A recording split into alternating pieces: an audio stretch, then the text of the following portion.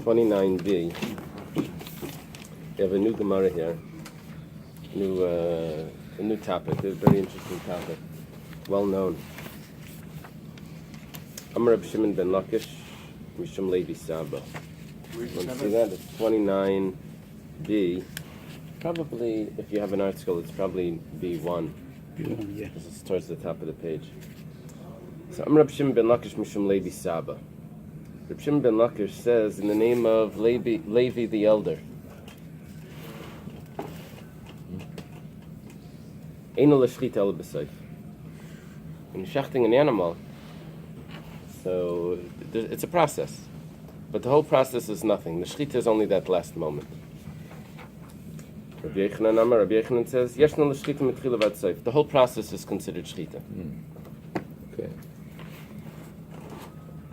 Amar Rava. Rava says, Hakol maidim heichad l'shachat simen echad ovid kechavim v'simen echad Yisrael shi psula.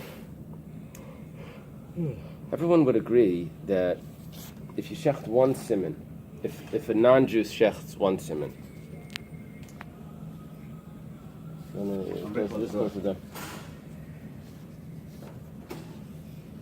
that if a non-Jew shechts one siman and the Jew shechts the second siman, that it's puzzle. Why? Because it became a treifa in the hands of a guy who's already a treifa. Now, and then the Jew comes along and shechts the treifa. Look, if the first siman is cut halfway, we said that it's possibly valid. Because up till halfway, it's okay, because it doesn't it doesn't turn into a treifa if the windpipe is cut up to halfway. But here, cut the whole thing, so it's a treifa. So comes along a Jew and shechts the treifa. Now, I'm unclear about one point in this Gemara, and that's the expression "Shrei Nasaba Maisa Treifa," the action of a treifa. I would be more comfortable if the Gemara said "Shrei Nasaba Treifa." That was a treifa. What's a Maisa treifa? Like, it's not the Maisa. He shechted a treifa animal. It wasn't. We'll see in the next one that it doesn't seem to fit right. But let's see. But Eily Sa'if. If it's a bird that needs to be, the entire head needs to be severed, both pipes needs to be severed. Nami, the same thing. See, the rule of an Eily Sa'if, it has two things that are different than a Chata Sa'if. First thing is that an Eily Sa'if, you have to sever both simanim. Chata Sa'if, you only sever one. Second thing is that in Eily Sa'if, the blood is sprinkled on the upper part of the altar, and the Chata Sa'if is on the lower part of the altar. So, let's say someone has an Eily Sa'if, and he severs the first siman on the lower part of the altar. That means he did. Supposed to do it on the top part, right? You're supposed to do it on the top. He did it on the bottom. Now, what he did was exactly what needs to be done by a chatas. Why? They did one siman, and they did it below the middle line, below the halfway mark on the altar, right?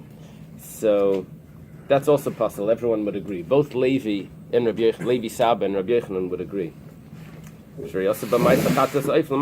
you did what would be the full service of a chatas ha'oif, and you did it in the wrong area. You see, over here the expression is you did the action of it, the service of a chatas ha'oif. I get the expression of maisa chatas ha'oif. It's just in the first one, I don't understand the word maisa treifa. Levi, you follow the thing? I don't understand. He doesn't differentiate like why that word, but over here it says that in the first one it says that the shechita is not valid even if the shechita is accomplished only at its conclusion by the Jew, as because an action rendered the animal treifa was performed at the hand of the guy. So even though the shechita took place at the end by the Jew, because this action was done by the guy that made it a treifa, that's why. So what I'm questioning is why I need the word action. Right. I just say with the treifa. The Jew came along and shechted the treifa. It's not.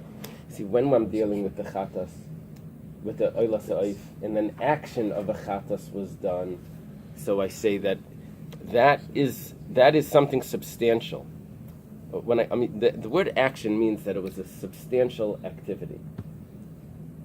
And okay, so loy nechlaku, the whole machlokes. Yes, the action is the assuming shechita by the goy, but it's not valid. Right. So therefore, the goy by this action made the animal into a treifa.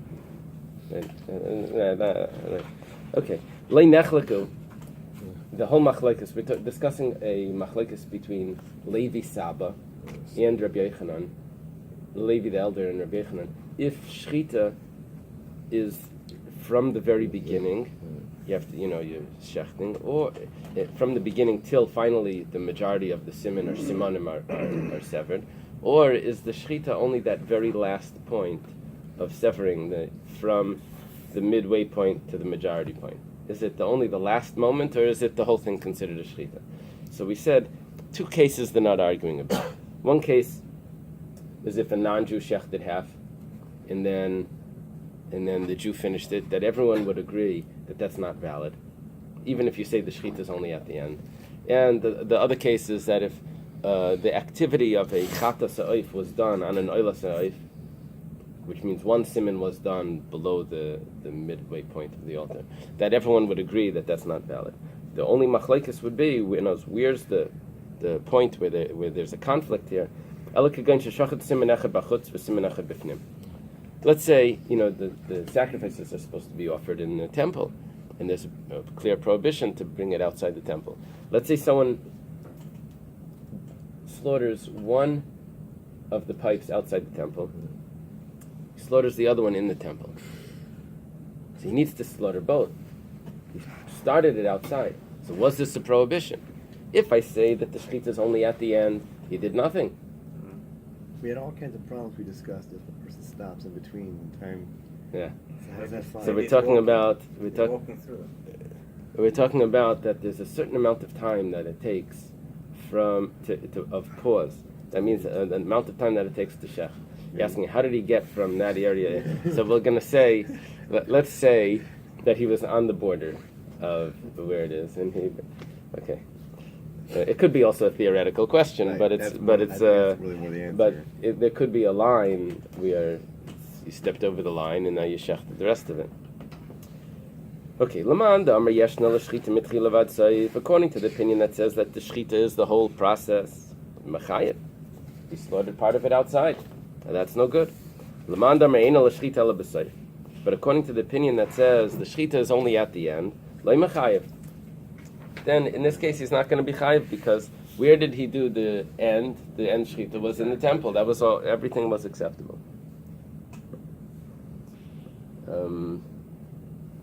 There's machlekes here between Rashi and Tosfos regarding if we're dealing here with a bird and we're dealing with shechita, but it should have been malika, because, or if we're dealing with an animal and you need to shech both.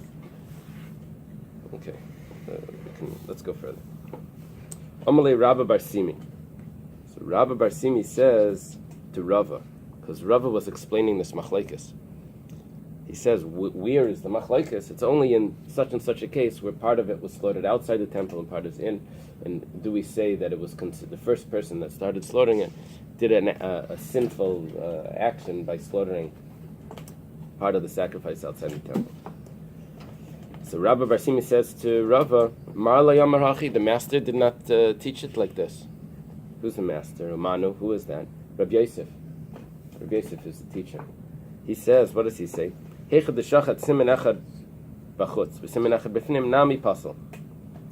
would agree to that it's puzzle.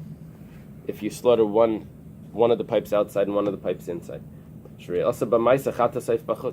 Because one pipe is exactly the service of a chatas ha'oif. By an oilas ha'oif, you need to do two. But just like we said before, that if someone slaughters an oilas ha'oif in the wrong place, below the middle line of the altar, he does malik on it, and he does one siman there, That's not valid. It's supposed to be above. Second, the slaughtering needs to be on the altar. By an Eily Seif, the Malika. So how do you do?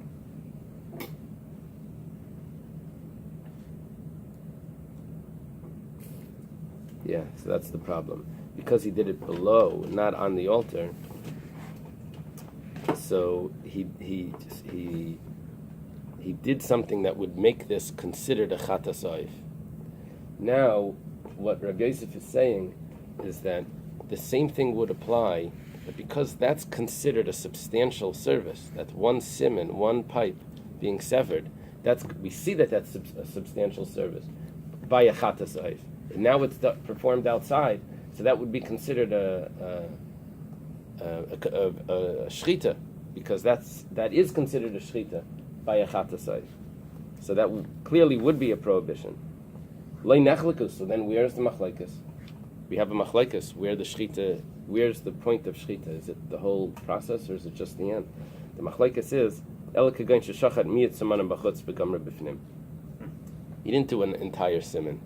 If you did an entire siman, then everyone would agree that that's considered a substantial service, and that would be a prohibition. Here we're talking about where you didn't complete the siman; you only started it. According to the opinion, that the shchita is the whole process, then mechayev. He started outside, he's chayev. The whole process is shchita. According to the opinion that says shchita is only at the last moment, so the last moment was inside, everything is good. Do we have to say that we were arguing how could this be, is this really theoretical? Why don't we say that this machlokes is really the last one you mentioned, the midline of the altar, and we're calling below the midline mibachutz, above the midline the correct place, and that this actually is the machlokes, and it would fit that this is the where question. The argument is. He's asking, let's say if you started the malika, we said that no one's arguing by the malika if below the middle line that it's going to, if you do a malika on one siman, that it's considered a chatas oif, and it's going to be invalid. And then you take it to the top and finish it. Everyone would say that it's invalid, right? So now we're talking about that you didn't do a full malika of the siman. You didn't do a full cutting of the siman. You only did partial. But we don't go back to the case of the midline of the altar. We're only continuing the case of outside the temple and in the temple. We could have answered the same thing with partial siman below the midline and all, and the Gemara doesn't do that. It's an interesting point. Tell us what's right. You followed the question. That's a very good question. The Gemara is only continuing mi bachutz mi bifnim. You could have said the same thing. I don't know. What coffee did you have this morning? Okay. Masav Reb Zera. Reb Zera has a question. There's a very interesting rule that the paraduma makes someone that's came in contact with the dead body, makes him pure. Sprinkled it on him. However, the people that perform the production of the paraduma, they burn it, they shecht it, all those people have to wash their clothing afterwards, and they have to go to the mikveh. They don't need the paraduma to be sprinkled on them. They're not that tummy, but they do have to cleanse themselves, their bodies. So we're going to discuss here what's considered part of the production of the paraduma, part of the processing of the paraduma. If you say that the shechita is one long process, so then if the beginning of the shechita would be part of the process. But if you say the shechita is only at the end, it's only the end of the shechita, that's the process. And we're going to question the wording of the Mishnah, that maybe the Mishnah should have told us other things if the shechita is a long process. So this Mishnah says like this. Anyone that's involved in it from the beginning to the end, his clothing becomes tamei. And any sort of activity that's done together with the processing of the paraduma. So for example, he's shechting. And while he's shechting, he's cutting another vegetable along with it. He is holding a carrot together in his hand, together at the neck of the thing, and he's shechting the animal. He's cutting that carrot together, or something. Why? So that's considered a. He's trying to save time. So that would passel the paraduma. Any part of the process that there's a malacha that's going on that's not part of the paraduma invalidates it. Ir b'psul b'shchitasa. Let's say the shchita becomes invalid. How does it become invalid? Rashi says it became an avela. There's something was wrong with it. Taisa says the work that we discussed was happening. Bein koydem psula, bein lacher psula. Whoever's involved in the paraduma, whether it was before this invalidation or whether it's after the invalidation, eina matamim begadim, does not become tamei.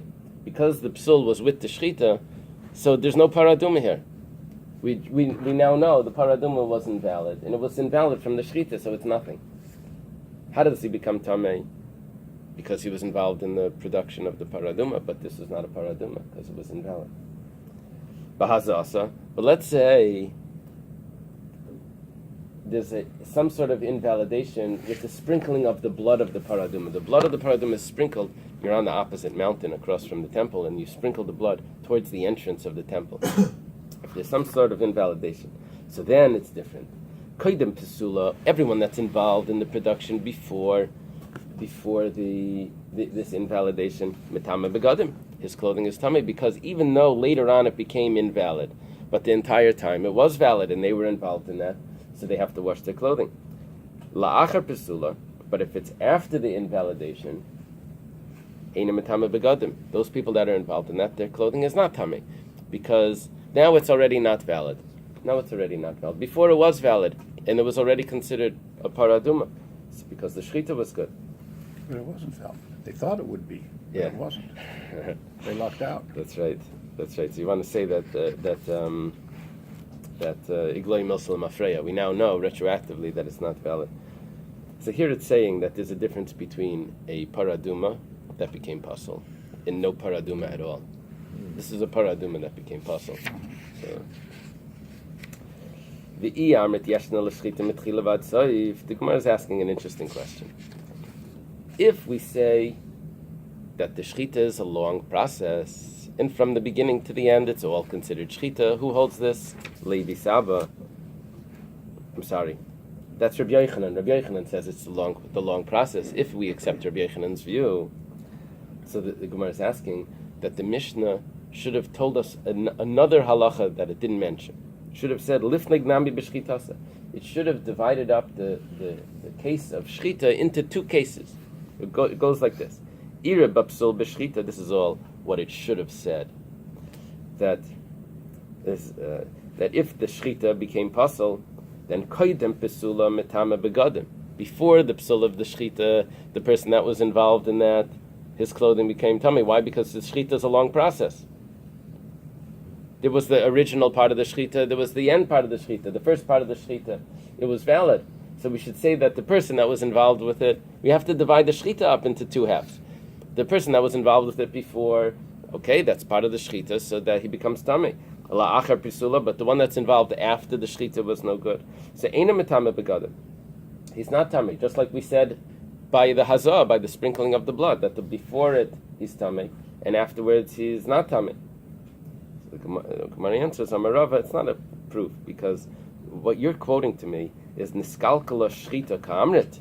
You're talking about when the shchita becomes invalid. Shani hasam degloi milsel mafred lav shchita iklal. We have a machlekes if the shchita is valid.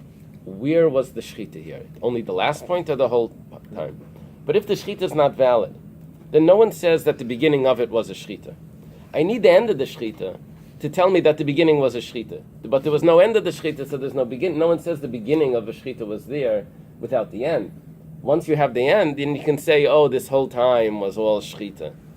So here, because the end wasn't good, so we don't discuss, maybe the person at the beginning, his clothing should be tamei because he was involved with the beginning of a shchita. Okay. Wasn't the kasha. Rava then says, this was Reb Zera talking before. Rava, ikashali. However, if there's a question, hakashali. As Reb Zeir asked the question, Rava says it's not a question.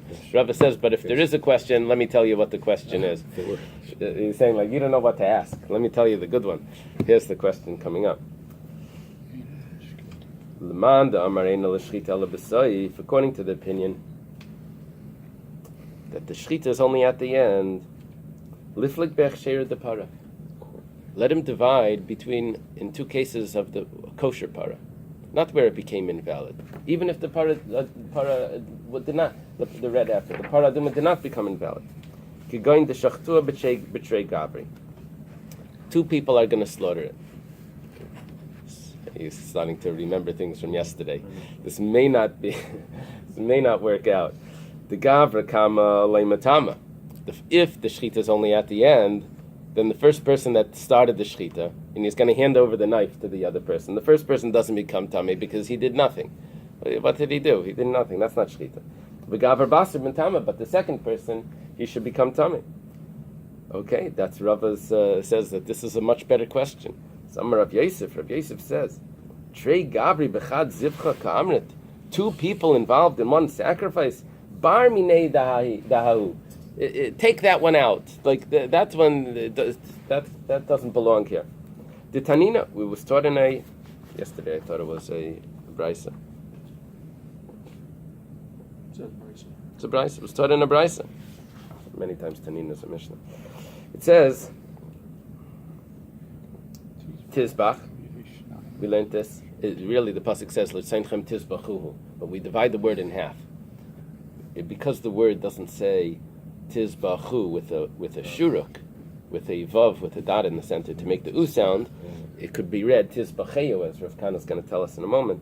So we divide the word in half. We say the first part of the word, the subject, is tizbach, you as a singular should slaughter. You can't have two people slaughtering because it's a singular. Tizbachu hu, slaughter it. That you can't slaughter two sacrifices at the same time, to line them up together and with a long knife and slaughter both of them. We said that b'di'evet it was kosher. That's what the Mishnah taught us. Now, but Rabbi Yosef is saying that you're not allowed to do this. So v'amar Rav Kana tizbacheu ksiv. Rav Kana explains this brisa that it because the ksiv, the yeshem l'maseiros. There's always a discussion in the Gemara. Do we put more emphasis on the way the Torah is written or the way the Torah is sounded? The Maseiros is the way that it's written. Mikra, Yesh Aim LaMikra, is the way that it's sounded, that it's pronounced, the words are pronounced. So we're learning this here, according to the Yesh Aim LaMaseiros, that the way it's written, that it's written without a vav. We're learning that you can't slaughter two sacrifices together. And you can't have two people slaughtering, the same thing, right? You can't have two people slaughtering. So, how are you telling me that we should divide up this Mishnah? The Mishnah should have divided should have said that the first person is Tahar, and the second person that's doing the slaughtering is Tamei. You can't do that because you're not allowed to do it like that. Taisus points out that what are you talking about? But we learned before that b'di'evet it's kosher, so we could have divided that up. He says, since lechatchila it's aser, milsad leishchiche, it shouldn't be common. That's something common that the Mishnah should have to discuss. Amalei Abaya. Abaya says, Lavit Mar Allah. You're telling me that you can't say this, that we... okay, good. Lavit Mar Allah, was it not taught on this? We're referring to the case, so it says that you can't have two people slaughtering. Wasn't that Torah on this? Amar Rabbi Bar Bechana, Amar Rabbi Yechanan. That Rabbi Bar Bechana says in the name of Rabbi Yechanan, a very famous student and teacher combination. Zu divri Rabbi Elazar Bar Shimon stimta. This is the words of Rabbi Elazar Bar Shimon anonymously.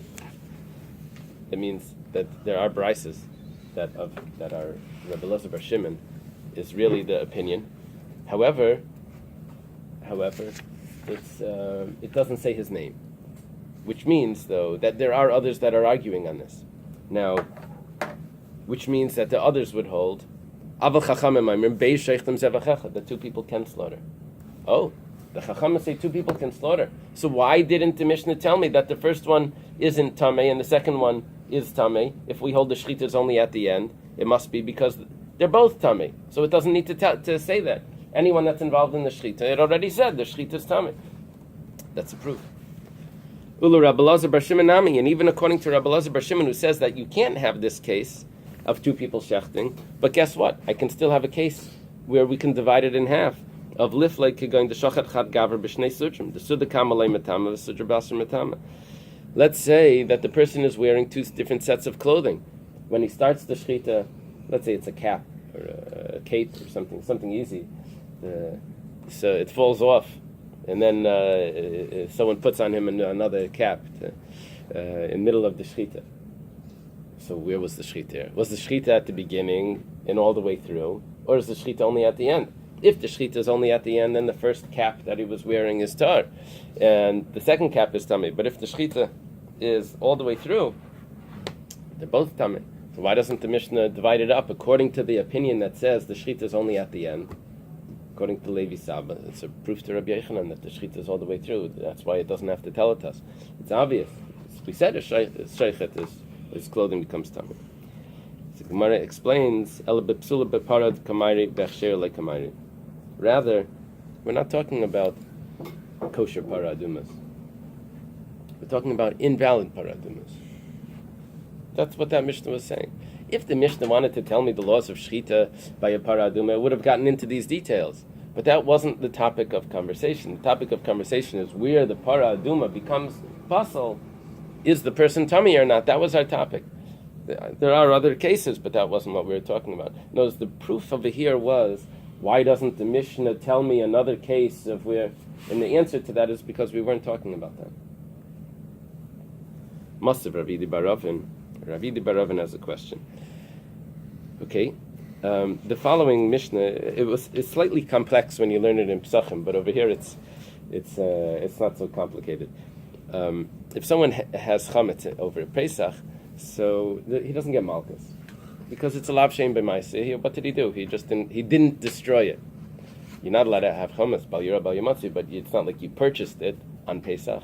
That could be different, but he just owned it. However, if he goes along and he shechts a carbon Pesach while he has chametz in his house, so the pasuk says, "L'sishchad al chametz dam zivchi."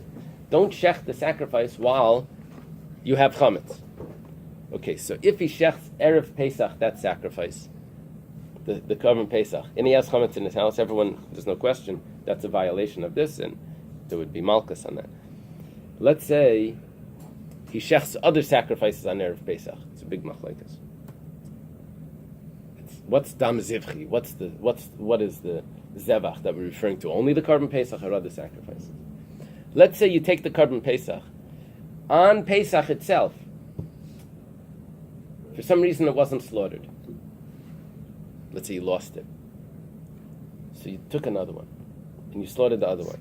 Now it's on Pesach, and you never got rid of your chametz. And you slaughtered the carbon Pesach on Pesach. So now, is this considered dam zivchi again? And you slaughtered the carbon Pesach on over chametz or not? So we have the opinion of Reb Shimon. Reb Shimon bar Yochai. That's this Mishnah. It goes like this: B'mayed on Pesach l'shmai pater. If he slaughters the carbon Pesach with the intention that it's a carbon Pesach, then that's invalid. So he's pater. In other words, we would like for the carbon Pesach to be pasul, because then he doesn't violate shechting a carbon Pesach while he has chametz. So if it's pasul, it's better. Usually we don't like a carbon to be pasul, but here there's a prohibition if it's kosher, right? Because he has chametz. So if he shechts it for lishmai means that it's a carbon Pesach. Carbon Pesach he can't shecht on Pesach. This like it has to be shechted erev Pesach. This ask the children this. This is like a confusing question. If you shecht the carbon Pesach on Pesach, is it kosher or it's pasul? It needs to be erev Pesach. So shaloi lishmai. But if you shecht the carbon Pesach shaloi lishmai, you shecht it for the sake of a shlamim, for a peace offering, not for the carbon Pesach. Then he's chayiv. Amazing. This is erev. We're talking about erev on Pesach. On Pesach. You're not shechting you're shechting a carbon Pesach for the sake of a shlamim, and he's chayiv because he had. That's considered dam zivchi. But you're putter, right? You said you're putter anyway because it's not. You're not allowed to do it during Pesach. So any other things? When is the Korban Pesach puzzle? If it's out of its time, Right. that's only if it's for the intention of a Korban Pesach.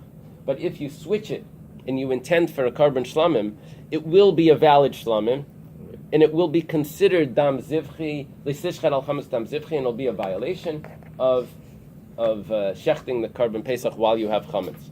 I should say, it will be a prohibition of shechting a Korban while you have Chametz. So if it was a Korban Pesach during Pesach, you're not over. Yeah, because the whole Korban is puzzle. Okay. But then it's not a Korban Pesach. It's not a Korban Pesach, it's nothing. But if it's a Shlamim, then granted it's not a Korban Pesach, but it still is a Korban. And Reb Shimon has this interesting opinion because it says twice Zivchi in the Pasuk. Reb Shimon learns it over there. It's considered, there's a Zevach, a Erev Pesach, there's a Zevach on Pesach. That's how he learns it. So therefore, it's considered a valid sacrifice. It's a Shlamim, and it will be a violation of having Chametz. V'havinan ba, and we deliberated on this. We asked about this. Taima, what's the reason why it's a prohibition? D'shaloi l'shmai, because he clearly intended that it's not a Korban Pesach. Hastama. But let's say he just slaughters it without any intention. Pater, then it would be invalid. V'amai pater, why is it invalid? Pesach b'shayim ma'aseh shama shlamimu. It should automatically become a shlamim. Shmamina, it must be that we see from here, Pesach b'shayim ma'aseh shana boyakira, that it doesn't automatically become a shlamim, a Korban Pesach if it's shechted out of the time. You have to actually pronounce it a shlamim. You have to uproot it from its Korban Pesach status and decide that it's a shlamim. Now this is a big problem because we have a machlekes. A Pesach out of its time, does it automatically become a shlamim, or do you have to uproot it? Over here it's clear that you have to uproot it. Why? Because if he intends shaloi l'shmai, if he intends that it's a shlamim, if he uproots it clearly and he says it's not a Korban Pesach anymore, this is a shlamim, so then that's the prohibition of shechting a Korban with chametz. But if he doesn't say anything, he just slaughters it, we're going to say that it's a puzzle, a Korban Pesach. Why? It should have automatically become a shlamim. No. You say it doesn't automatically go, and this is a proof that it doesn't automatically go into a shlamim status. Va'amar Rab Chia bar Gamda says, Nizrka mipi chabura, that the explanation was came out from amongst the group, amongst the students. Va'amru, and they said, Hachav mayaskinan, that there's really no proof from here about every Korban Pesach. Why? Because this is a special case. Kagoin sheyu bailam tmei mesim, denidchem lepesach sheni, destamal l'shmaikai.